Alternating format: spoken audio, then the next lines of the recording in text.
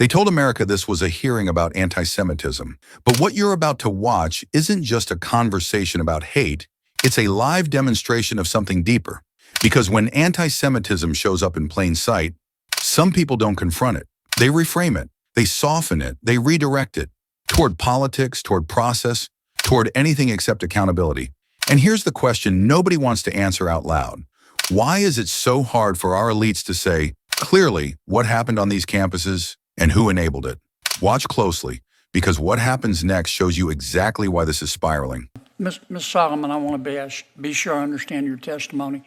Did I understand you to testify that anti-Semitism is worse under the Trump administration? Senator, thank you for your question. You don't have to thank me. Okay. Your best thanks is to answer. Okay. Well, I'll tell you that anti-Semitism has been rising, especially since the 2017 but has the Charlottesville Trump administration attack. caused that? Is that your testimony? I wouldn't say the Trump administration has caused anti-Semitism. Has there been an increase since Trump has entered office? Yes. Do you see a causal connection there? Yes. Why? Trump has highlighted and platformed neo-Nazis and white supremacists. Okay. Mr. I can't see that far. Racklin. Mr. Racklin, I understood you to say that in answer to Senator Durbin's question, the spending reductions, reducing the federal budget would increase anti-Semitism. Isn't that what you said? No, I did not. I said that the constant threats to cut money to the Office for Civil Rights and the Department of Education prevents the federal government from adequately investigating anti-Semitism and other hate crimes on college campuses. So you think one way to stop anti-Semitism is to give people more money? Is that right? I think one of the ways is to actually fund people that are actually designed to investigate anti-Semitism on college campuses. What's there to investigate? We see it. We see We it, saw but it. Did you watch television? Did you see what happened at Columbia? Absolutely. Yeah. I mean, it was clear to me that the administration at Columbia and most members of the faculty believe passionately in diversity, equity, inclusion, and the right to hurt Jews. That's what I saw. Isn't that what you saw? I saw. Isn't that what you saw? I saw protesters against the war in Gaza and them using some anti-Semitic slogans and thoughts. I would say, however, that it's hard. I would say, isn't that however, what you're telling me? That's not what you saw. Now, don't get off the subject on me now. You're telling me that's not what you saw. I'm telling you that it is difficult for the federal government to adequately address the issue of anti-Semitism. Are you telling me the Columbia administration and the faculty was supportive of the Jewish community? I think that they are You trying need to to stop dipping into your ketamine stash. Into what? Excuse me? Now, if we're going to solve this problem, we need to talk about it. And it wasn't just at Columbia. It was at Berkeley. It was at UCLA. It was at Barnard. And Columbia has a history of discriminating against Jewish people. They used to refuse to let Jewish students come to their university. Now, you can try to bubble wrap this, but that's what I saw. If you want to stop a lot of the anti-Semitism, maybe we need to stop teaching kids to be anti-Semitic. Sir, I would relish that opportunity. Let me ask you a question, Ms. Kohab. Did I say that right? Kohab. Do you think it's possible to feel compassion for the Palestinian people without hating Jews? Absolutely. Would you elaborate on that?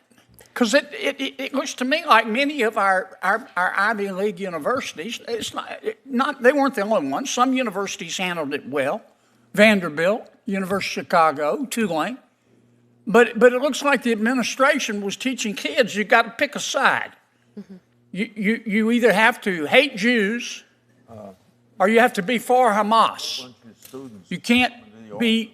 There's no middle ground. Tell me what you saw. You've written a book about it. Maybe Mr. Rocklin ought to read it. Just because we are testifying, I wrote a chapter in the anthology Young Zionist Voices about what's happening on college campuses, and my book is coming soon, so look out for that. Good plug, but So let me answer your question. Can you feel compassion for the Palestinian people and not hate Jews? Absolutely. I think that what I've seen on college campuses is a pushing of a Marxist framing of the way that you see the world. And this is not only in liberal studies departments. I've taken dance classes, I've taken creative writing classes, where your final project is literally called The Political is Personal. And what they're teaching you on college campuses is that the political is personal and that everything should be personalized. And there's a global north, a global south, a global right, and a global wrong. And the issue with college campuses and what's happening right now in the United States is that we're allowing ideology to drive violence. A society that says that you can commit violent acts based on your ideology because your ideology is correct is a society that's eroding. And that's what I see on college campuses. Now, you asked if I could feel Palestinian peoplehood, right? If I could feel compassion for the Palestinian people. Absolutely. And every night when I go to bed, yes, I pray for the Jewish people, but I also pray for the Palestinian people, for God to send them leaders that actually care more about their safety. Leaders that put their people's safety in order to propel an ideology at risk aren't leaders. If you look at Hamas, they tout what happened after October 7th up until this day as a victory. How can you lie in rubble after thousands of your people have died and call that a victory? So what I see that has to happen on college campuses is de-radicalization. Until you admit that there's a radical ideology happening on a college campus, you cannot fight it. You cannot fight it. The first move in that clip is telling. A witness is asked about anti-Semitism, and within seconds, the conversation is pulled into a familiar political gravity. Well, Trump. Not data, not concrete policy failures, not the campus administrators who watch chaos unfold in real time. No, what we get is a headline-sized moral accusation, delivered fast enough to feel definitive before it's ever proven. And look at how it's framed. Since 2017, causal connection, platforming extremists. Those are heavy claims, claims that demand evidence, specifics, mechanisms, accountability. But here's what you never actually get. A clear, testable explanation of how blaming one man solves what's happening inside institutions that claim to be the moral center of America. Because the moment the focus shifts to enforcement, civil rights investigations, the Department of Education, federal capacity, everything turns into fog. Hard to address, difficult to investigate, threats to cut money. But what's difficult to investigate about what we all watched on national television? What's unclear about Jewish students being targeted, harassed, and told, implicitly or explicitly, that their safety is negotiable? This isn't just about funding, it's about standards. And the moment that exposes it is Columbia. One side describes what millions of Americans saw, administrators preaching equity while tolerating open hostility toward Jews. And the response isn't a firm condemnation. It isn't a clear yes or no.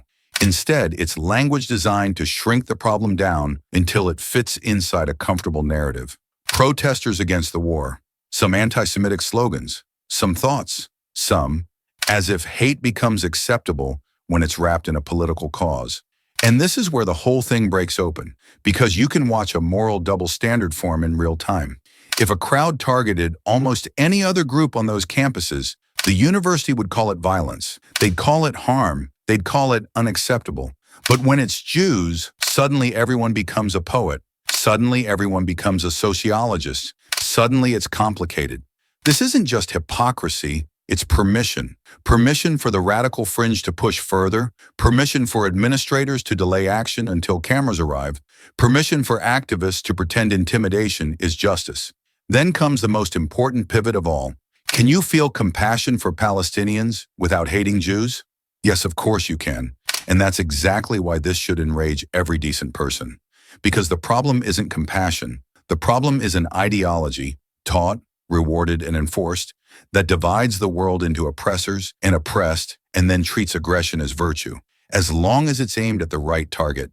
That's not education. That's indoctrination with a tuition bill. And notice what's still avoided. What never gets said with clarity. Who specifically failed to protect Jewish students? Which policies allowed the intimidation to spread? Why do campus leaders enforce speech codes selectively? Why is there endless nuance for the mob and so little urgency for the victims?